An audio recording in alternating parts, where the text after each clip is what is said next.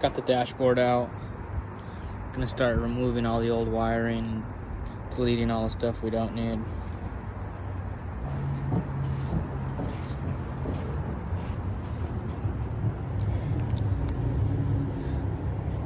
Pulling the front lighting harness section out and the engine management harness section. Last night I pulled out the fuse block and all the interior wires, so it's the plan for today.